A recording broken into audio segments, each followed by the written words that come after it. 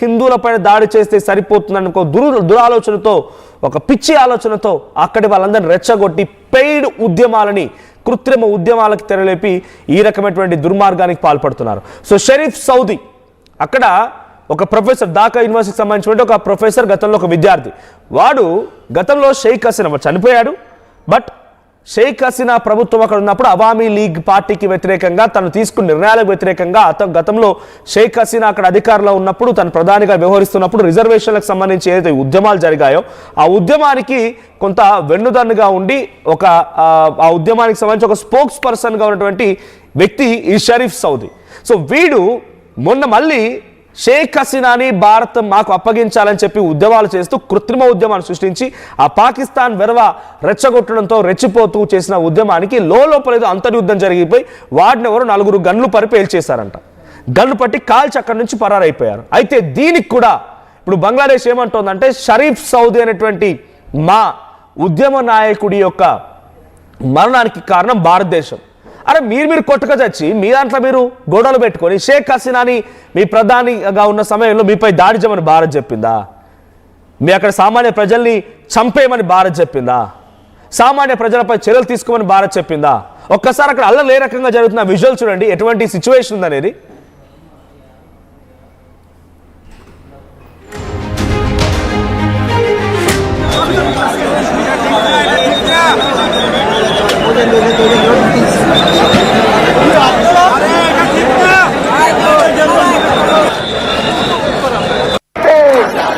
সংসদে সংসদে রাজপথে রাজপথে দিল্লি থেকে পিন্ডি থেকে মস্ত থেকে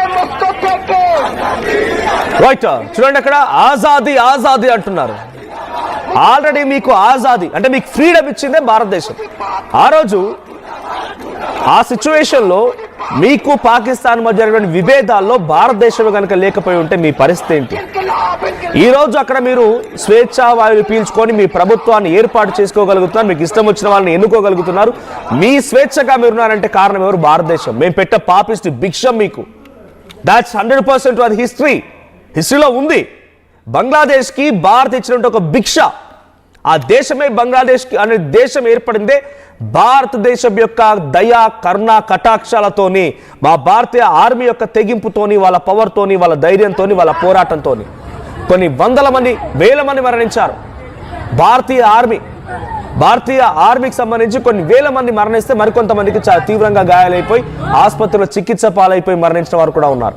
అటువంటి దయా కటాక్ష కరుణాల మధ్య బంగ్లాదేశ్ లాంటి దేశం ఏర్పడితే ఇప్పుడు మీ పిచ్చి కుక్కలు తెలుస్తున్న బెదవలంతా మళ్ళీ భారత్పై యుద్ధాన్ని దిగుతారు. వాళ్ళ యుద్ధం అంతా ఏంటో తెలుసా? షేక్ హసీనాని అప్పగించాలని చెప్పి. ఎస్, అది మీకు కావాలనుకుంటే లీగల్ ప్రొసీజర్స్ ఉన్నాయిరా బెదవ, చదువుకోండి జరా. మీరు యూఎన్ఓలో అప్లై చేసుకోండి, యునైటెడ్ నేషన్స్ ఆర్గనైజేషన్లో మీరు ఛాలెంజ్ చేయండి, భారత్ని ఛాలెంజ్ చేయండి. భారత్కి లీగల్గా ఎటువంటి కాన్సిక్వెన్సెస్ ఫేస్ చేయాలనుకుంటారో భారత ప్రభుత్వం వ్యతిరేకంగా కాన్సిక్వెన్సెస్ ఫేస్ చేయండి. అనవసరంగా అమాయకులైనటువంటి ఆ హిందువుల పైన మీరు చేసినటువంటి దమనకాండ, మారణకాండ ఏదైతే ఉందో డెఫినెట్గా అంతకంతకి అనుభవించాల్సి వస్తుంది. అక్కడ ఎందుకు హిందువులపై దాడి జరుగుతోంది ఈ స్థాయిలో అంటే అక్కడ హిందువులు మైనార్టీలుగా ఉన్నారు కాబట్టి, హిందువుల శాతం కేవలం 7%గానే ఉంది కాబట్టి, హిందువులు మైనార్టీగా ఉన్నారని చెప్పి గతంలో కూడా షేక్ హసీనా ప్రధానిగా ఉన్న సమయంలో కూడా రిజర్వేషన్ల పేరిట జరిగిన ఉద్యమాల్లో హిందువులే ఎక్కువగా అక్కడ మరణించింది, హిందువుల పైన దాడులు జరిగాయి. అయితే షేక్ హసీనా కొద్దిగా హిందువుల వైపుగా కనబడి నేను లిబరల్ గా ఉంటా, అందరూ నాకు సమానమైన రకంగా వ్యవహరించేది కాబట్టి షేక్ హసీనా ఈ రోజు వారికి వ్యతిరేకంగా అయింది. వారు షేక్ హసీనాని అక్కడ బంగ్లాదేశ్ నుంచి తరిమి కొట్టారు, తన నివాసాన్ని చుట్టుముట్టారు, తన ఆస్తులను మొత్తం ధ్వంసం చేశారు. తను మొత్తంగా ఈ రోజు మరణశిక్ష విధించేంత వరకు కారణమయ్యారంటే అక్కడ ఉద్యమాలే. తనకు మరణశిక్ష విధించారు. తను శరణార్థిగా భారతదేశపు ప్రభుత్వం సంరక్షణలో ఉంది. సో శరణార్థిగా వచ్చిన ఆవిడని మనం వెళ్ళిపోని తరిమి కొట్టలేం కదా. వాళ్ళు లీగల్ గా ఏం కాన్సిక్వెన్సెస్ ఫేస్ చేయాలనుకుంటారు బంగ్లాదేశ్ ఫేస్ చేస్తే అప్పుడు తను అంగీకరిస్తే వెళ్ళడానికి మన అబ్జెక్షన్ ఏం లేదు. వాళ్ళు వెళ్తా అంటే మనం ఆపుతున్నామా? ఆ రోజు షేక్ హసీనా ప్రధానిగా ఉన్న సమయంలో అక్కడ బంగ్లాదేశ్ వాళ్ళని పోలీసులకు ఆదేశాలు జారీ చేసి చంపేయమని చెప్పి భారతదేశం ఎక్కడైనా చెప్పిందా? భారతదేశం ఆ షేక్ హసీనాకు సలహా ఇచ్చిందా, సూచన ఇచ్చిందా, లేదంటే భారత ఆర్మీ ఏదైనా పార్టిసిపేట్ చేసిందా? మీ దాంట్లో మీరు కొట్టుకు చచ్చారు. మీ దాంట్లో మీరు ఉద్యమాలు చేసుకున్నారు. మీ పాపిష్టి దేశంలో దేశాన్ని నడిపేటువంటి దయా ఏం లేక, దేశాన్ని నడిపేటువంటి ధైర్యం లేక, దేశాన్ని నడిపేటువంటి సత్తాలు లేక మీ దాంట్లో మీరు కొట్టుకు చచ్చారు. ప్రభుత్వానికి ఎలా సహకరించాలి, ప్రభుత్వ యంత్రాంగంతో ఎలా ఉండాలి, అధికారులతో ఎలా ఉండాలి, సహచర అధికారులతో ఎలా ఉండాలి, ముఖ్యంగా సామాన్య జనం అంతా కలిసి ఏ రకంగా ఉండాలని తెలివి ఆ దద్దమ్మ మీ దగ్గర మీ ప్రజలుగా ఉన్నారు కాబట్టి ఉద్యమాలు జరుగుతున్నాయి. అక్కడ కృత్రిమ ఉద్యమాలు, ఇవన్నీ కూడా ఆర్టిఫిషియల్ ఉద్యమాలు.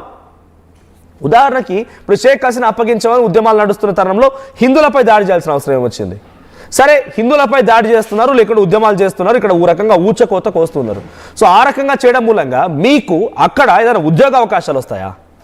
ఏదైనా వెల్త్ పెరిగిద్దా? లేదా మీ హెల్త్ డిపార్ట్మెంట్ పెరిగిద్దా? మీ అందరికీ బతుకులు బాగైతే ఏం కాదు, వీళ్ళకేమో ఒరిగేది లేదు. అక్కడ జరుగుతుందల్లా ఫిబ్రవరిలో ఎన్నికలు ఉన్నాయి బంగ్లాదేశ్లో. December 29 nominations last. అక్కడ ఇప్పుడున్నటువంటి ఏదైతే పార్టీ తాత్కాలిక ప్రభుత్వాన్ని ఏర్పాటు చేసిందో మొహమ్మద్ యూనస్, ఆ పార్టీ మళ్ళీ అధికారంలోకి రావాలంటే వాడికి ఏదో ఒక ఎమోషన్ కావాలి, ఏదో ఒక సిచ్యువేషన్ కావాలి. వన్ సైడ్గా కొత్త చిన్న చిన్న పార్టీలు కూడా వచ్చాయి. సో అవామీ లీగ్ ఇక్కడ కంటెస్ట్ చేయట్లేదు. షేక్ హసీనా పార్టీకి పోటీలు లేకుండా రాజ్యాంగబద్ధంగా దానిపై బ్యాన్ విధించారు. ఆ తర్వాత వ్యక్తిగతంగా వాళ్ళంతా పోటీలో ఉన్నారు కాబట్టి ఎమోషన్ కావాలి, మళ్ళీ నేనే ప్రధాని కావాలి, నాకు ఎమోషన్ కంటిన్యూ అవ్వాలని చెప్పి మొహమ్మద్ యూనస్ అనేటువంటి వ్యక్తి షేబాజ్ షరీఫ్తో కలిసి ఆడుతున్నటువంటి ఒక దొంగ నాటకపు ఉద్యమం ఇదంతా కూడా, ఒక నీచ్ కమిన్ కుత్తేగాలు చేసే ఉద్యమం ఇదంతా కూడా. దీంతో ఎటువంటి ఉపయోగం లేదు.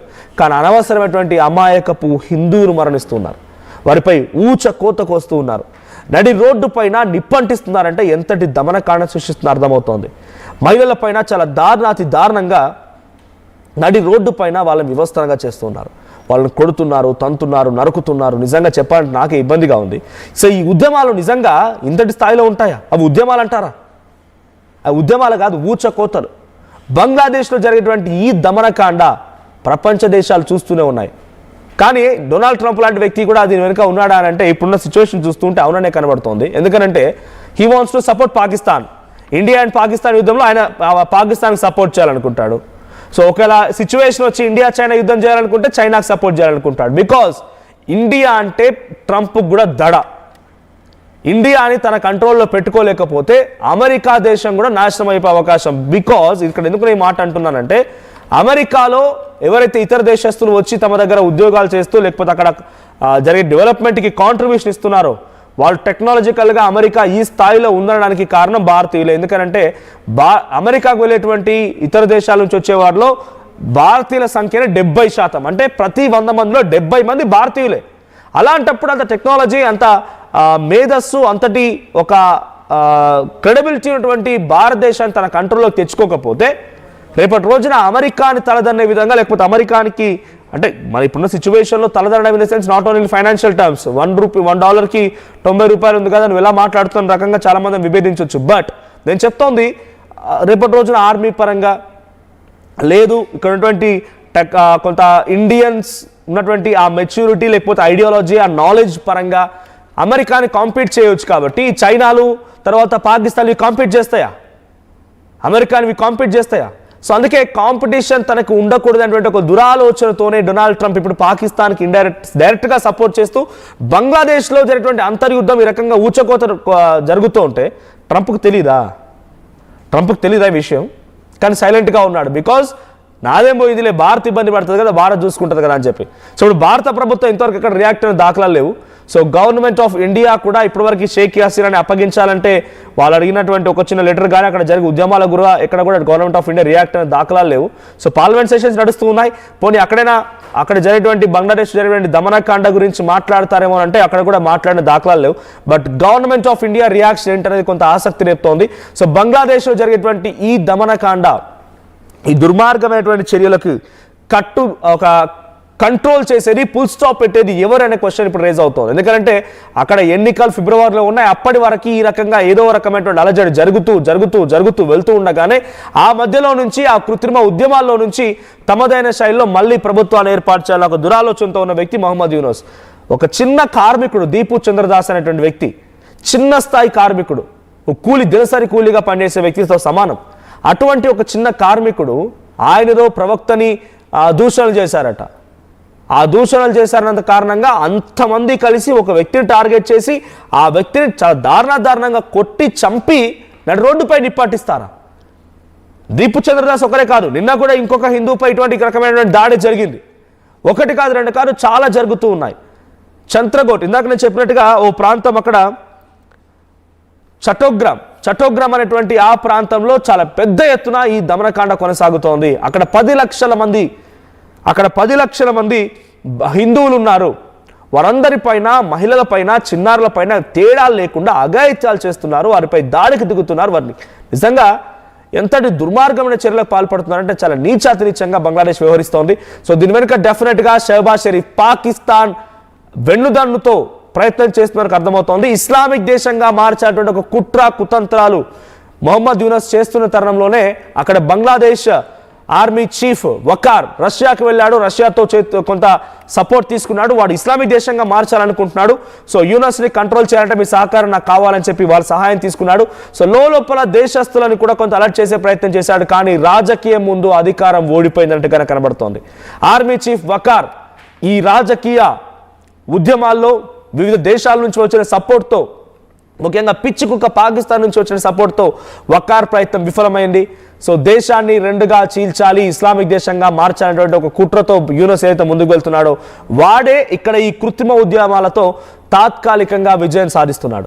సో ప్రెసెంట్ హిందువులపై జరిగేటువంటి దమనకాండకు సంబంధించి చాలా ఆందోళన కలిగిస్తోంది. సో అక్కడ సిచ్యువేషన్ చూస్తున్నాం, రోడ్లపైకి ఏ స్థాయిలో జనం వచ్చి ఉద్యమిస్తున్నారు అనేది. అది ఉద్యమం కాదు, అదొక పిచ్చి అల్లరి మూకల చర్యలు. సో ఒకసారి విజువల్ చూద్దాం. সংসদে সংসদে রাজপথে রাজপথে